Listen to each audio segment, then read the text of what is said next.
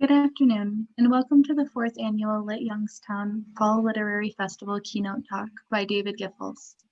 I would like to take a moment to acknowledge our sponsors who make this event possible: the Natalie and James Andrews Foundation, Ohio Humanities, Lit Youngstown Foundation, the Ohio Arts Council, the Community Foundation of Mahoning Valley, the Northeast Ohio Masters Fine Arts, WYSU, the Youngstown State University English Department, the Center for Judaism and Holocaust Studies at Youngstown State University, Bailey College of Liberal Arts, Social Sciences, and Education, and our many generous sponsors and supporters. I would like to introduce our host, Jacqueline Marino, a journalism professor at Kent State University. She is the editor of Car Bombs to Cookie Tables, 2nd edition, Felt Publishing 2020, and a co-editor of the 1st edition, which was published in 2015. Her writing has been published in many regional and national outlets, including the Washington Post, Cleveland Magazine, and River Teeth, a journal of nonfiction narrative. Welcome, Jacqueline. Thank you so much. You know, in the past 20 years, I can't think of a time I wasn't actively reading or looking forward to reading a book by our keynote speaker, David Giffels. I first read his work when he was a beloved columnist at the Akron Beacon Journal. He has written 6 books, including the most recent one, Barnstorming Ohio, which should be required reading right now during this election season. He explains as only he can how Ohio reflects the nation, even in times like these, as he says, when it seems as if the reflection is through a funhouse mirror. David's writing has appeared in the New York Times Magazine, the Atlantic.com, Parade, the Wall Street Journal, many other publications. He has been called the Bard of Akron, and his fans there are truly devoted. When his memoir, Furnishing Eternity, came out in 2018, his fans packed the auditorium of the Akron Library to listen to him read about making his coffin with his father. And then they waited what seemed like an eternity to get him to sign their books. It was one of the longest lines at a book signing I have ever seen. David is a professor of English at the University of Akron, where he teaches creative nonfiction in the Northeast Ohio Master of Fine Arts program. I'm so happy to turn over the screen to David Giffels now. Thank you, Jacqueline, and thank you, Lit Youngstown and all the sponsors, WYSU especially, for a great interview with Tim Francisco. It's been really great to be part of this, even from afar. And I'm in my attic in Akron, Ohio, speaking to you. So the title of my talk is Thank You, Cleveland, Good Night: How the Reluctant Writer Becomes a Performer. I was thinking about the reluctant part of this, and it reminded me of an incident from my youth that I've tried to forget, but recurs to me from time to time, which is that the only class superlative that I ever received in my life was when I graduated 8th grade, and my classmates voted me most shy. Now, if you think about it, probably the worst thing you can do to a shy pre-adolescent is to call public attention to their shyness, to give them an award for it. But that's what I was saddled with. So thank you, St. Hilary Elementary class of 1978, for that damage. But it's true, and like many writers, I was a very introverted, shy child who loved to read, because books provide you this shield against the world and this access to adventures and experiences that introverts don't so often take part in. And I also, as I grew as a young reader, I knew that I wanted to be a writer. And I recognize now that the stereotype of the writer as the shy introvert is kind of based in fact, because the position of the introvert in the world is at the edge of things. They're more the observer than the participant. And this is the position of the writer in the world. The writer is either literally or figuratively, generally at the edge of things, watching and observing and thinking about what they're seeing. And that's easier to do than when you're in the middle of things. So it was a position that suited me well. But as I went through high school and into college, I came out of my shell some and became an English major and started to do the things that English majors do, which included going to coffee houses and bars where readings were taking place. And I started to feel that my first experience with the notion of a community of writers and a community of readers. And I liked it. Like I liked being there, but I wasn't a participant. And as I moved through college, there was this guy named Jack Garrett, and Jack was sort of like at the center of this literary community. He was like this sort of true bohemian. He wore a black trench coat and he had like long, thick, kind of luxurious red hair, like grunge length. And he smoked cigarettes and he worked at the local diner, and he would sit, when he wasn't on his shift, he would sit at the counter with the thick white coffee cup, smoking his cigarettes and writing poems on the counter. And he just was like this sort of romantic figure. And so Jack was often organizing the readings and also always a reader as well. And one thing I noticed was that, especially when he was reading, Jack got a lot of attention from girls.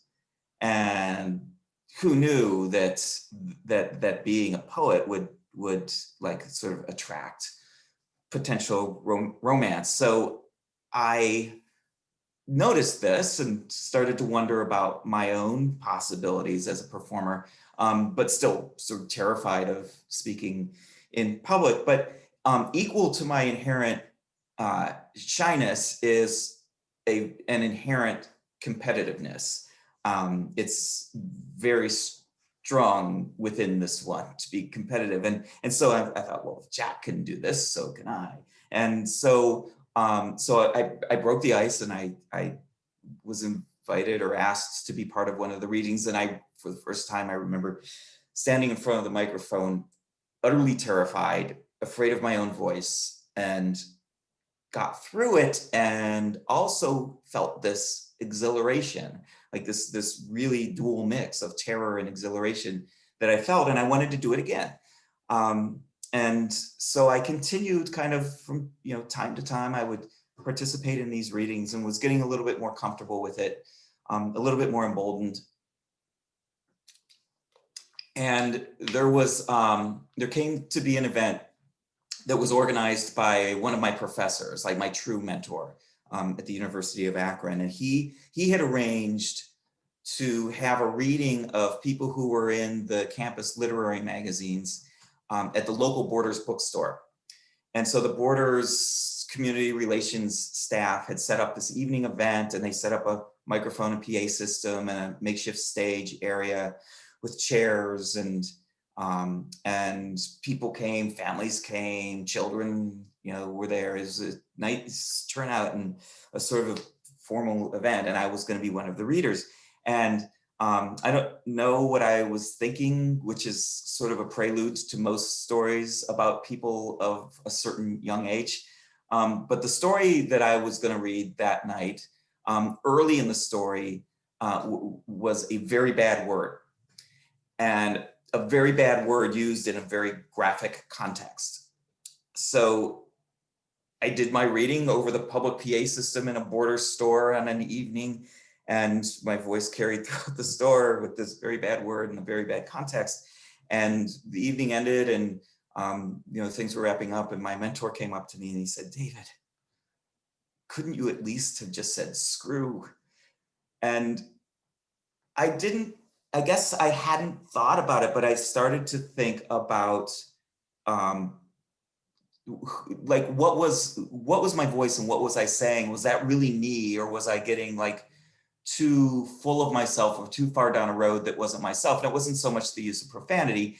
It was this emerging sense of the writer's voice, which we all go through. And I think students of creative writing hear this over and over, this notion of finding your voice, and it seems elusive and cryptic, and it's really a version of telling somebody who's ill at ease, just be yourself. What's the hardest thing in the world to do? Be yourself. Because we're constantly, especially writers, are so self-conscious, like, what is myself, and is that my true self, and all of that. But I did sort of continue to write and continue to read my drafts aloud, and started to see this sort of merging between whatever my writing voice was and whatever my spoken voice was, and sort of my interior voice, and started to find a ground in the middle that fit. Early in my writing life, if I was trying to write funny, I would write like over the top funny, or trying to be funny. And if I was trying to write serious, I would write super heavy. And neither of those was the truth, but I was like sort of finding the boundaries to where my middle was.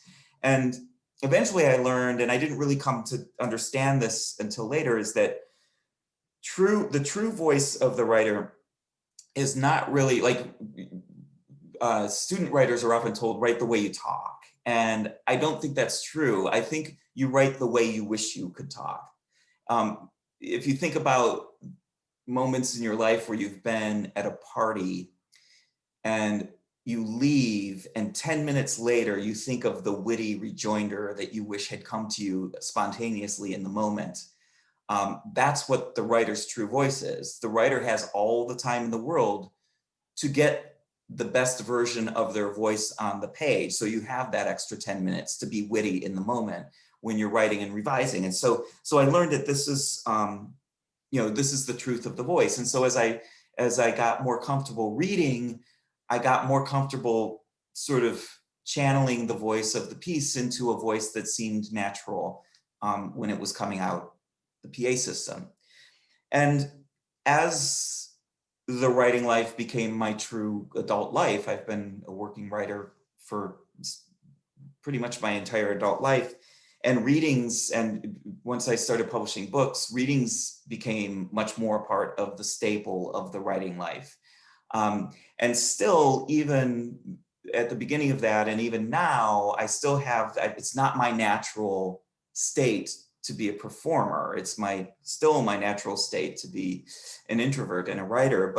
But what I've learned and what I've gained from this is that going to the places and doing the readings and meeting the people has broadened the sense of what a literary community is. And it's very much based on those performance events, because they bring people together in live settings, pandemic notwithstanding, so that I have these ongoing relationships with libraries and librarians and bookstores and booksellers, and a literary community that's very much the bedrock of that. It very much is the notion of the writer as performer, the reluctant writer in front of a crowd, well, which is most of us.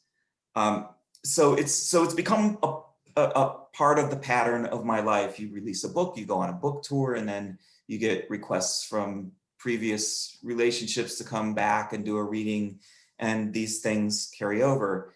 And so it came to pass that after my memoir, All the Way Home, was published, All the Way Home was a book about my wife's and my experience beginning our family in what was, we bought a condemned mansion in Akron, Ohio.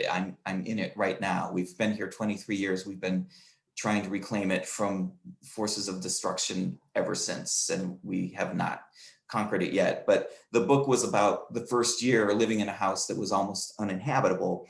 And it came out, and at some point, the 4 county library systems in Northern Kentucky selected the book to be their community read. So people around the community read the book, and they got together in book groups to talk about it. And there were a series of events over the course of a year.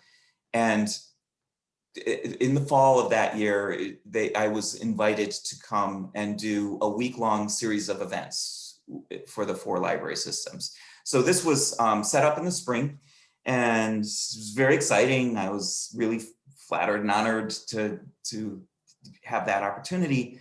And so as the summer began, I started to receive these emails from the various library systems. And one of the librarians wrote me and she said, could you send us a picture of yourself, a full-length picture of yourself holding your book and a hammer? And I wrote back and I said, well, why do you want this? And she responded, well, don't ask, just could you do that? And, you know, do the full Catholic school Midwestern. I followed the rules. So I had my wife take a full-length picture of me holding my book and a hammer, and we sent it off.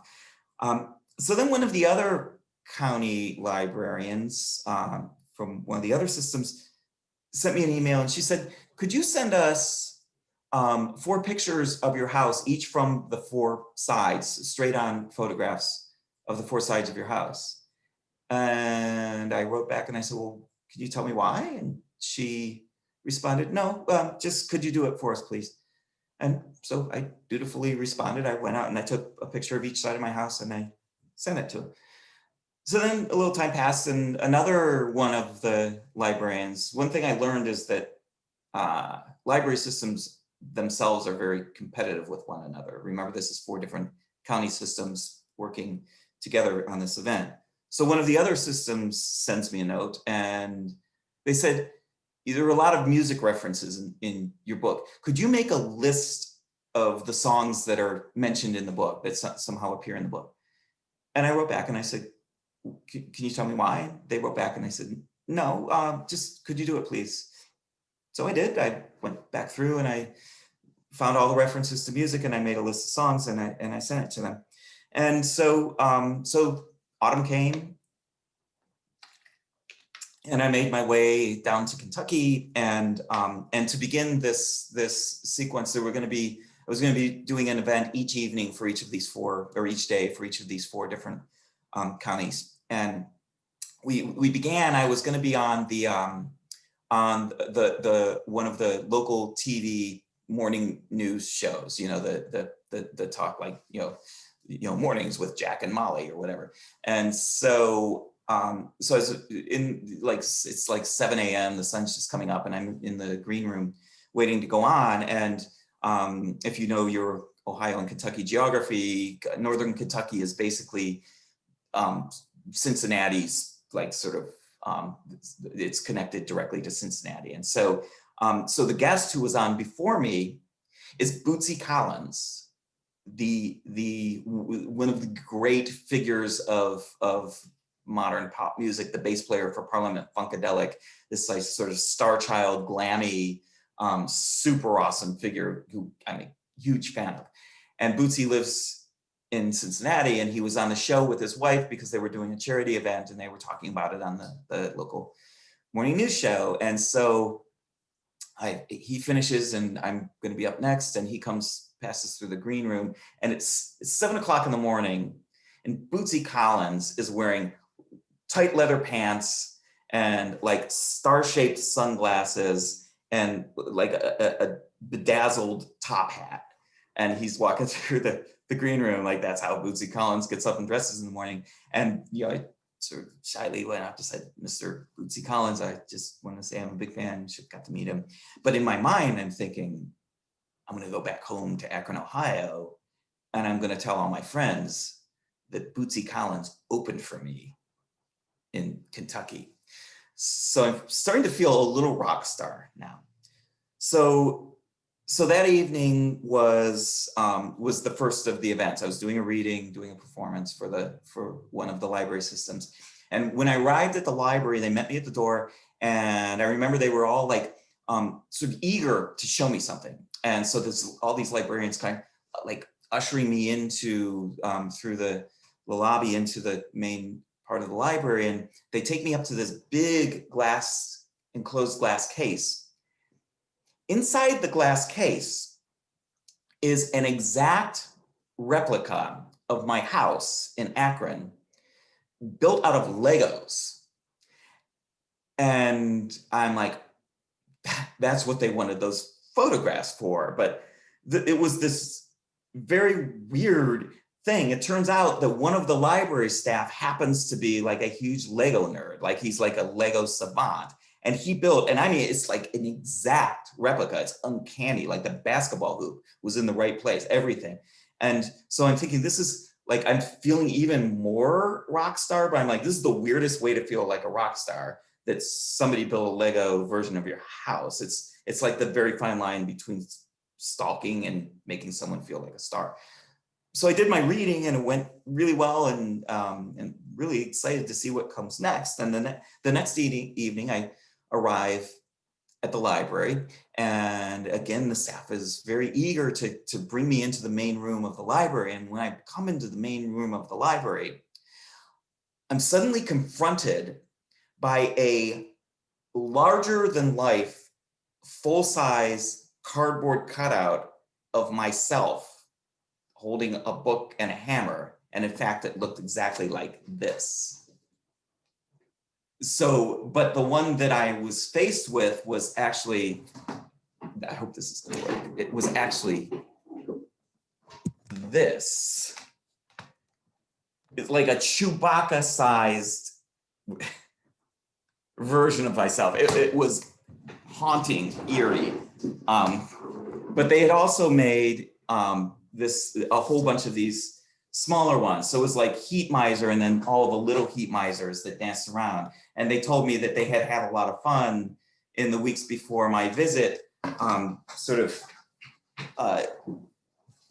doing inappropriate things with these cardboard cutouts of me. So now I'm feeling really like sort of like a star in some weird alternate universe where cardboard figures of me are appearing.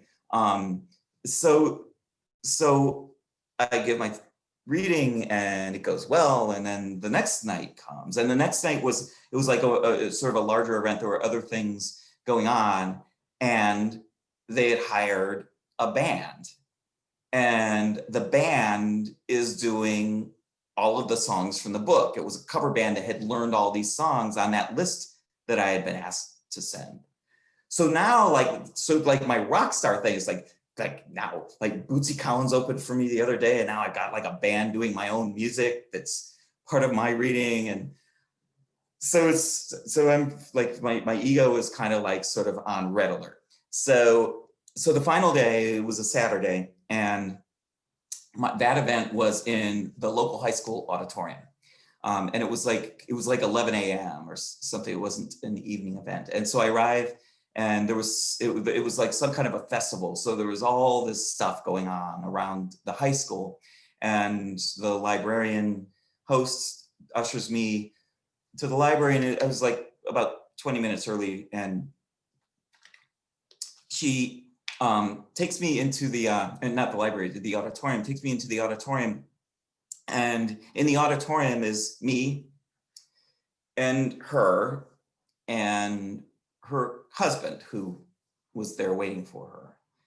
And so I didn't say anything, but I'm just waiting for it to fill up, because I'm thinking, I'm a rock star now. It's going to be a full house, and I'm going to be performing in front of a packed auditorium. And so 5 minutes pass, closer to the start time, and another 5 minutes, and she's glancing out into the hallway thinking, because there are other people in the high school, and she's thinking they'll be filtering in any minute. And so it's about 3 minutes before the event, and it's me and the librarian and her husband.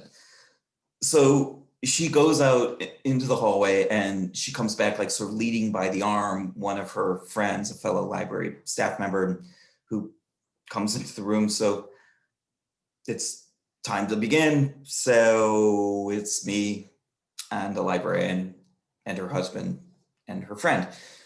So I said, well, I don't see any reason to stand on the stage, but if you want me to read to you, I will.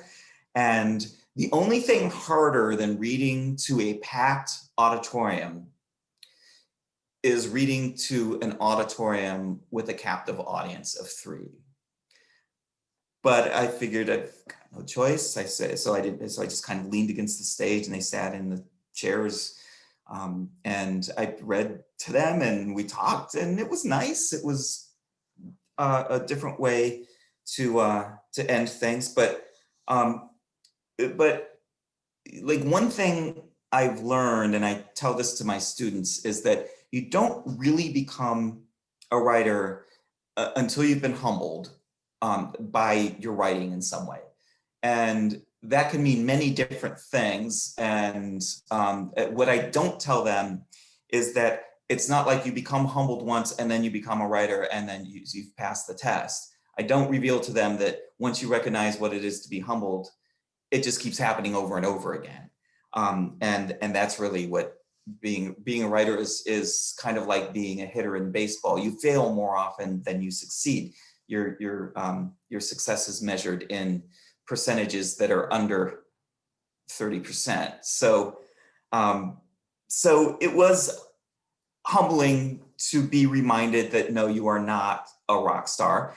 And it was humbling to be reminded that that 3 people who are there to appreciate, or 2.5 maybe, since the one had to be dragged in, but there to appreciate you is just as worthy as a full house. And it's not the only time that I've showed up for a reading and there were only a couple of people there. And fortunately, I've been trained in how to handle that. So, and yet still, I find that what I found back at the very beginning of being this reluctant performer is that whatever the situation is, it always energizes me. It always makes me feel invigorated, and also always reminds me like what a privilege it is to live the writing life, because it's something that many of us dream of as children, and if we get to do it, we need to accept it on its own terms.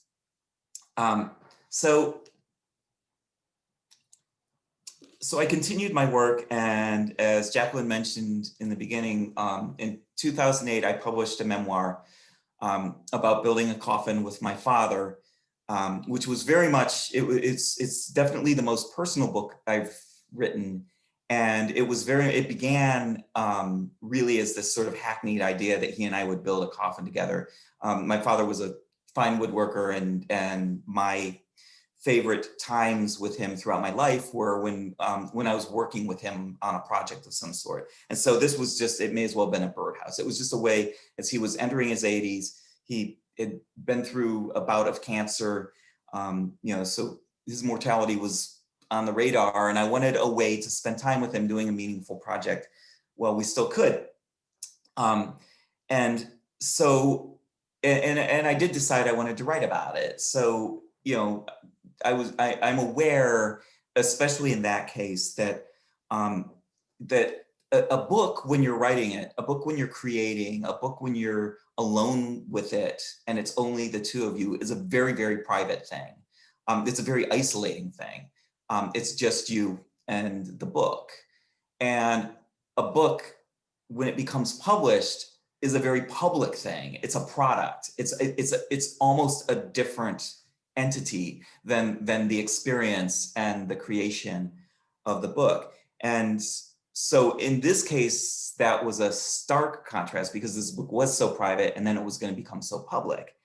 And so the book launch event had been planned well in advance, and it was going to be at the Akron Main Library Auditorium, which holds 400 people.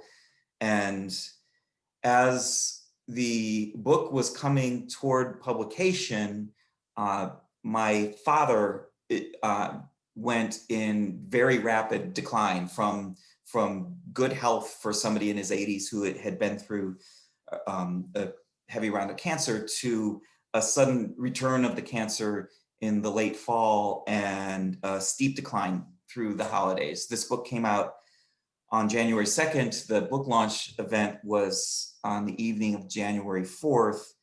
And on the morning of January 4th, my father was taken to the emergency room. And over the course of that day, it was becoming clear that he would probably be heading to hospice. And so we were all with him, my family and I were all with him in the hospital, working through the difficult decision that families have to go through of when, to send him to hospice. And also I'm thinking, do I keep my commitment to this event tonight at the library? And my siblings were saying, yes, you need to go. My older brother said, I'll stay here and take care of whatever needs to be taken care of with Dad, but he wants you to be there. And we know he would want you to be there. So I did. I decided to go do this event. And as Jacqueline mentioned in the opening, the auditorium was full. It was like 400 people there. And I'm standing in front of this crowd. This is one of those moments, you know, again, that the notion of the writer as performer, where I had this very private story that my father and I had lived together in this very public event. And I kind of knew at the time and found out later that literally as I was standing on stage at the library in downtown Akron, he was being transported from Akron General Hospital to the hospice facility. So it was this really sort of almost cosmic intersection of how the private journey that he and I had shared together that had now become this public journey of the book that we sort of created, came together in that moment. And as difficult as all of it was, I felt like we completed the journey together. He died the next day. And as difficult as that was, it also felt like certain things just like sort of belonged together in all of the chaos of and confusion of loss. And so so it's the one moment of that performing life when I did the reading from that book that felt the most whole to me and taught me a lot, and also taught me again the lesson in humility that this story, this book is bigger than you and it belongs to people other than just yourself. So my writing life continued, and I began this book, Barnstorming Ohio, which just came out a few weeks ago.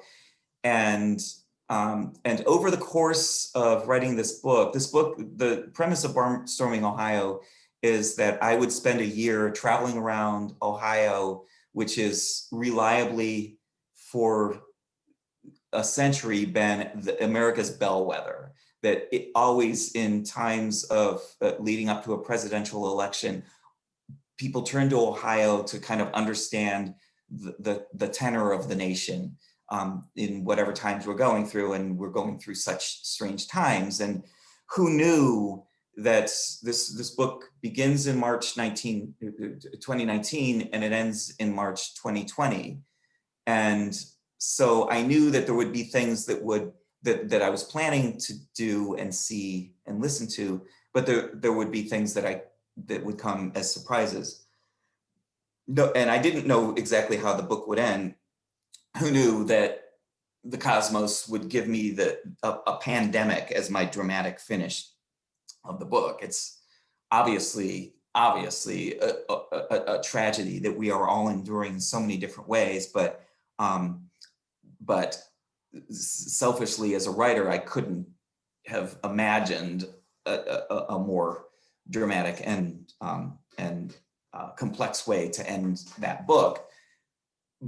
But also what started happening, the pandemic is beginning to shut things down in early March, which is about the time that the editorial process of the book was ending, and the sort of the ramping up of the promotional and marketing process is beginning. And so we were, the book tour was being planned, and readings, events were being scheduled. And as the summer went on, early summer, I had the opportunity to go into a recording studio and record the narration of the audiobook. It's the first time I've gotten to do the audiobook version of one of my books. It was an amazingly instructive experience. I'm in a studio with a professional director and with an engineer who are like coaching me on reading techniques and voice techniques and stuff that I had never really known before. And so I'm thinking, but man, when we get to the readings, I am going to be like this well-oiled machine. I'm going to be like a pro, like all these years of doing readings. And like, I suddenly know all these more things about how to read my own work. And so I'm like, this book tour is going to be like a slam dunk. And so the summer months continue, and one after another of these scheduled events are either being canceled or being moved into online virtual events. And I'm thinking, but I'm so ready to go onto the stage and read from my work, and yet here we are. So I've spent the last month or so basically performing into the tiny little camera hole at the top of my lap socket. I basically have spent the past month entertaining my laptop screen. And, you know, like not knowing if the laugh lines are getting laughs. Like, I hope out there in YouTube live land that at some point, all of you laughed simultaneously and that perhaps the universe heard it, because I didn't get to hear it, which has been a disappointment. But it's also been, once again, this experience of being humbled.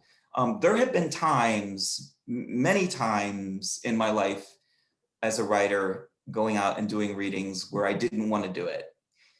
I didn't want to leave the house on a Thursday evening and drive an hour and a half to a library somewhere and read and come home and eat dinner at midnight. Or I didn't want to be in front of people that day for one reason or another and complained about it. And it's been a reminder of what a privilege it is to get to live this life, and what a privilege it is to have an audience, and what a privilege it is to go to readings and meet people and have them ask you to sign for your autograph, you know, things that, you know, are usually reserved for you know, baseball players and rock stars. And so, you know, when I get to do it again, I know that I'm going to cherish it all the more. But the other thing that has happened is that I've learned that there's still the opportunity to interact with the people who are in the virtual audience, that I know that you can ask questions. And so I will end here and invite Jacqueline back in. And I hope that we will transition into the part that I always like best about these events, which is the opportunity to hear your questions and try to answer them. Hi again, Jacqueline. Hi, thank you, David. I was laughing where you thought I would be laughing. You're saying that, but thank you. No, but I mean, it's hard to get emotion when you're speaking, you know, live to a screen, but I did not know. I was in that audience, obviously, you know, the 400 people hearing you read. You were so steady. I just remember thinking, I had no idea that this was all going on, and that hearing you talk about how that was yet another experience in humility, and how you realize that book is so much more than you, about you. It really, it belongs. Once you put the book out there, it belongs to the community. It belongs to the readers. It belongs to the world. And that was, it was very meaningful. So yeah, so we have a question. I'm going to just read it. Sure. Would you say the humbling that happens to the writer on this medium is ultimately helpful, or has the potential to be? I think they mean the screen. Yes. Yeah. I think it's ultimately helpful because you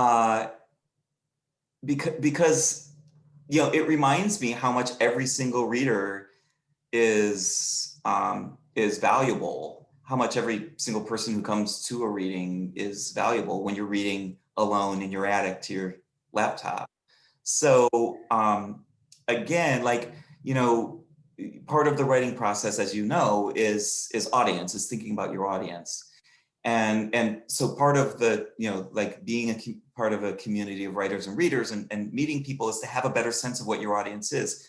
And so when you can't see them and you have to think a little bit harder for them, in a way, it's an exercise in empathy. It's an exercise, I have to reach deeper to sort of understand who's on the other side of this. And I think that is humbling in an instructive way, that, you know, because often when I'm writing, I mean, always when I'm writing, I'm alone and thinking across to who might be reading this and trying to communicate with that imaginary person. So now I'm doing it even in my public events. So so it only reinforces some of like how you have to think about that connection, about that communication, even though you're writing first, so from within, you're always writing outward to something or to someone. So thanks, that was a great question. Well, we encourage you to add more questions to the chat. Until you do that, I have a couple questions. I'm just gonna, we can maybe have a little conversation until we get more questions on the chat. Sure. How many little cutouts of yourself holding your hammer and your book do you still have around your house? So I drove to Kentucky in my little Saab, and I returned from Kentucky with, I had to drive from Kentucky back to Akron with in my trunk a Lego version of my house and a bunch of these little guys. And I had to put the front seat down for that, that thing is like 6'5", and I'm not 6'5". I had to put the front seat down. So I'm thinking, if I get pulled over, like the thing is laying sort of on across the passenger seat of my car. If I get pulled over by a state patrolman, I'm going to a weird jail. Like, it's inevitable. So there were, I don't know, there were probably half a dozen of them. And this was in the fall, it was like in November. And so we are the house that has like all of the family events. And so we have a huge house full of people for Thanksgiving. And so we put these things all over the house. And my father, who was a very mischievous soul, just started, he was just doing hugely inappropriate things with these cats. By the end of the night, he had tied napkins around them as diapers and kinds of stuff. So yeah, I wouldn't bring him to class. I wouldn't let your few. Students get a hold of those. Don't let your students get a hold of those. Like when you're back in class and you have the day that you give them your comment. Yeah, you don't want to bring those in. Yeah. Yeah. So another question from the chat. How many years have you spent being a reader and especially a writer? I'm not sure if I read that right. How many? You've been probably reading your whole life, right? You consider yourself a reader, but I mean, how long have you been writing?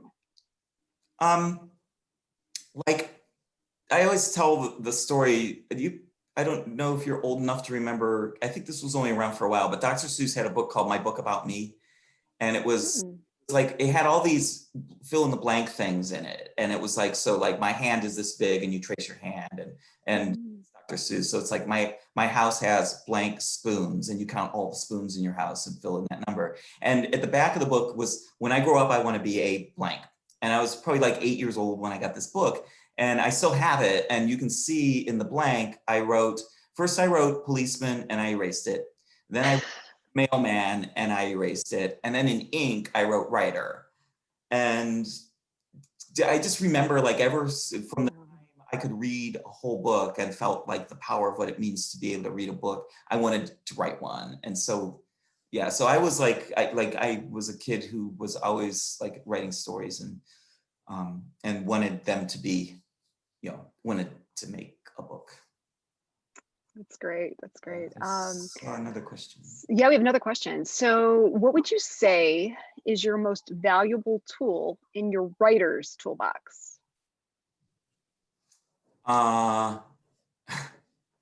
Questions. I think the best way to get anywhere in writing, especially in nonfiction writing, is to ask questions on the page. Even if they don't remain in the final draft, it puts you in the position of pushing forward and opening up space for writing instead of closing off space.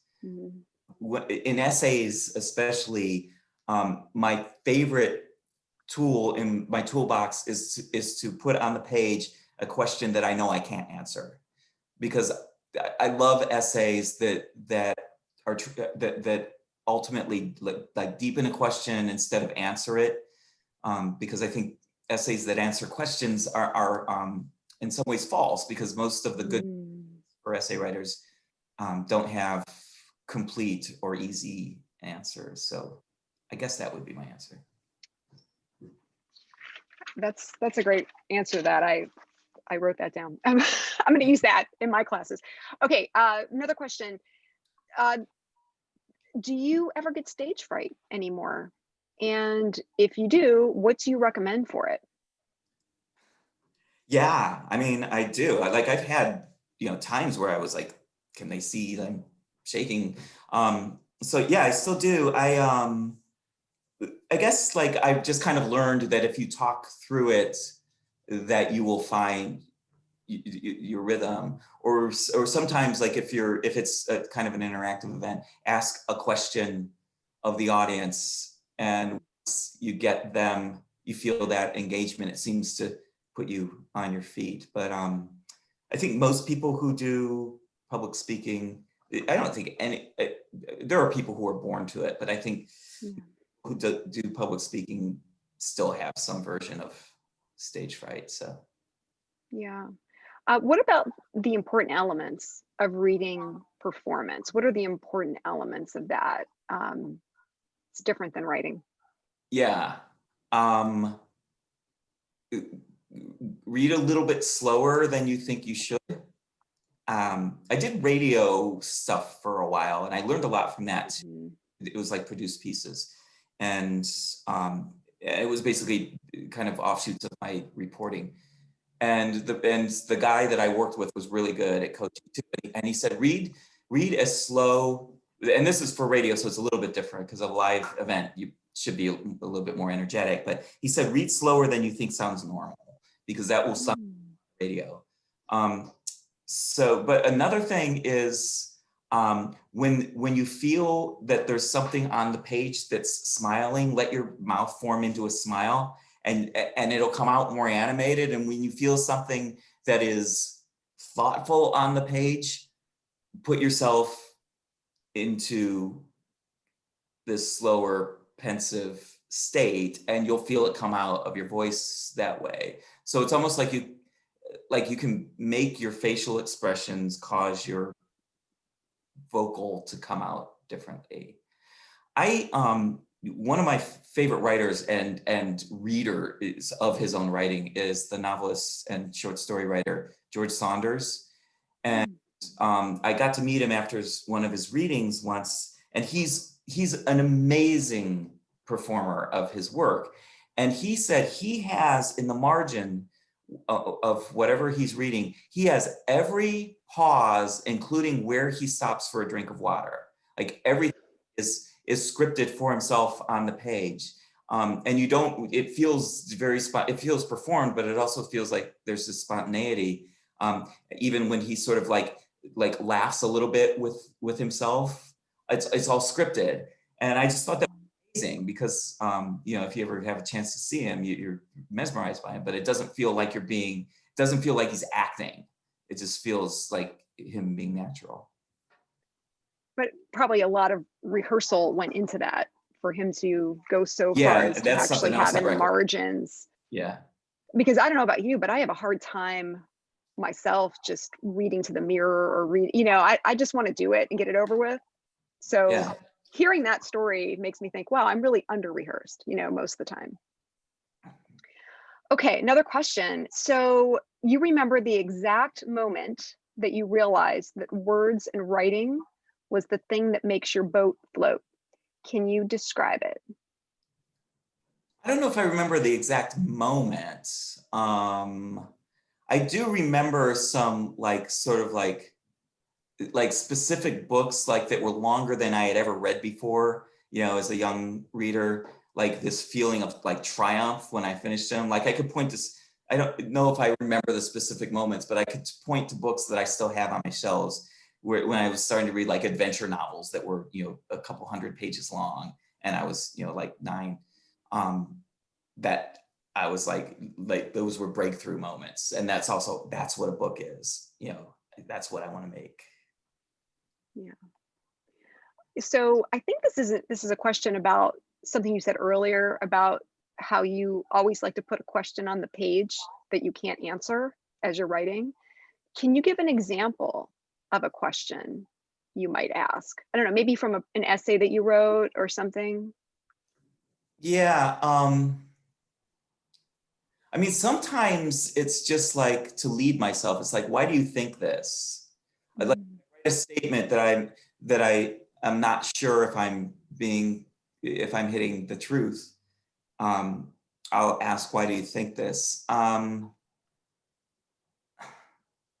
mean, it's hard, like, so, okay, so when I was writing Furnishing Eternity, which is ultimately, it was a book about mortality. And I knew that I wanted ultimately to understand, like, I was hoping that writing about it and doing this sort of like experiment of building a casket was going to lead me to some epiphany about death. And so I guess that was the question, is like, what is mortality? It was like the big question. What does it mean to no longer be alive, or whatever? And the longer that question was leading me, and the longer I was expecting that at some point in the process of writing this, that I would hit to some truth, the more the answer was resonating. It was something that I had a friend who was my age who dies he didn't die in the book, but the book writes about his death and about our long friendship. And one thing he said to me long before he knew he had cancer is life is short, which is not the profound epiphany that a writer wants to come to when they tackle the question of mortality. But ultimately, like, when I came to, like, any kind of an answer, it just kept coming back to that life is short, which is, that, I guess the thing that I learned from it, and that I learned from it by asking the question, is that very often, like, the big truths that we arrive at in life are very simple and common, but we're experiencing them in like a newly, like, true way, authentic way that proves them. Great. So it looks like you have answered all the questions that were asked. Oh, okay. So we still have a few more minutes. I have another question. Hope you don't mind taking all of my questions. I have a question about place. How do you write about the same places over and over and not get tired of it as the writer? I mean, as the reader, I'm never bored by what you are describing, but I'm just wondering, for you, how do you make it fresh for yourself? How do you continually write about these same places in new ways and make the reader think about them differently?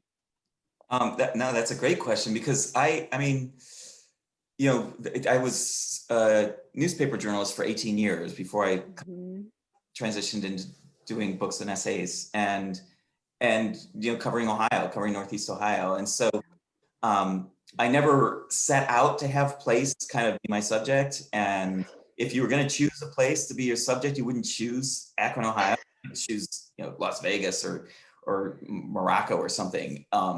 But I mean, I always loved writing about, in that context, for an audience that is also living in the same place, the stuff that we understand sort of as inside jokes or things like that. That was always fun. And then when I started writing about it to a projected, potential national or, just not local audience, then I liked writing about it as almost like, this is a real life version of a fictional world that you don't know, that I get to write for you. So then you start to see your familiar place with, like, sort of like the eyes of the imagination, or with, like, eyes that are looking like, what's weird about this that I've gotten so used to that I have to remind myself how weird this is. And the more you write about something like your family or your hometown with an eye toward how odd it is, the more it becomes. And I mean odd in really good ways, and also odd in very instructive ways. And so I didn't, like, after I finished Furnishing Eternity, because every book I've written has somehow been about Ohio or had Ohio themes or settings. And I wanted to get away from that. I wanted to write something very different. And I just felt like I was kind of like pigeonholed in that. And it was actually my agent's idea to do this project, to travel around Ohio. And he's like, well, Ohio's going to have something to say about this time that we're living in. And he appealed to my competitive spirit, and he said, if you don't do it, somebody else will. I'm like, well, that's true. And so the person who didn't want to write about Ohio again wrote a book literally with Ohio in the title, and it's like a complete absorption into Ohio. But I don't know, I wondered, am I going to run out of material? Am I going to have to just dig back into old stuff? But it just kept giving me more and giving me more. And I was, and I spent, I traveled over 4,000 miles as I was working on this book. So, and listened to over 100 people. So, they were giving me stuff that was connecting in ways that I hadn't considered before. So, yeah. Those roots as a reporter really seem to have paid dividends. Oh yeah, for sure. Yeah. So we have time for one more question. Okay. Your work it's related to place again. Your work is so rich with a sense of place. Will you please talk about the advice you give to students about writing place? Oh yeah, we do exercises in how to heighten your senses when you're observing. As civilians, we just move around the world and we only see what we need to see or what we want to see. And when you're training yourself as a writer to move around in the world, you're training yourself to notice things the way a writer notices them. You're training yourself to notice things that will be useful or that suggest a metaphor or that connect. And once you start writing, what happens then is, if you're actively engaged with a piece of writing, it's working on your subconscious and your conscious all the time. And all of a sudden, you're like, it's uncanny how many things just magnetically connect to that. You'll just be wandering around someday and you'll see something and you're like, oh, that belongs in what I'm writing. And it's not because something magic happened, it's just, you're seeing the world as a writer. And so everything is being sort of run through the machine of whatever you're writing and through the machine of the writer. So one small example of this, I remember from way back in my days as a reporter, I was famous for getting lost. I had no sense of direction. It was, pre-GPS. So I would go out to go somewhere and I would get lost somewhere. And those were some of the best times I had as a reporter, because that's where I would stumble onto something that became useful in some way, or at least made the context richer and larger than just going straight to the destination and coming back. And so I was lost one day out in the country. I think it was in Amish country. Anyway, I passed by a little store, and it had an Ohio lottery neon sign in the window. But the L in lottery was burned out. So it said Ohio Ottery. And I just thought that was the most a gift of the universe, this found, thing that if it was in a novel, it would be perfect, but it happened in my real life. And I wrote it down immediately. And I've never had use for it until just now. So, but I knew someday as a writer that would be useful. But I'm sure that was an effect of, how the writer sees the world. And so, yeah. And again, for anyone who's a writer and looking for a lesson, just train yourself to just turn on all your senses and always have a notebook with you, always, so that you can write these things down or put them in your phone. But I think I'm old school, so gather them. Solid advice. So we're at the end of our time. David, is there anything else you want to say at the end to I'm just everyone? so thankful again to be able to be part of this festival that is made possible only by the magic of technology and people being interested in going to a literary festival. And thank you, Jacqueline. You've asked great questions, so I really appreciate it. This was wonderful for me too. Yeah, as I said, I've been a longtime fan, and it's been wonderful for me to be able to moderate this. I just wanted to also thank everybody that watched, and to remind everyone that we do have a happy hour. You have to, BYOB, of course, 5 o'clock if you want to join us. I thought this was a podcast, so I thought it was no. So yeah, so anyway, so thanks everyone, and hopefully we'll catch you on another session. We still have a day left of the festival. Yeah, I'm doing a so- workshop, a panel, and a reading tomorrow. So Oh, yeah, great. I'll be around all day. Wonderful. Well, thank you so much. And thanks everybody. Thank you, Jacqueline. Okay. Have a Bye-bye. good day.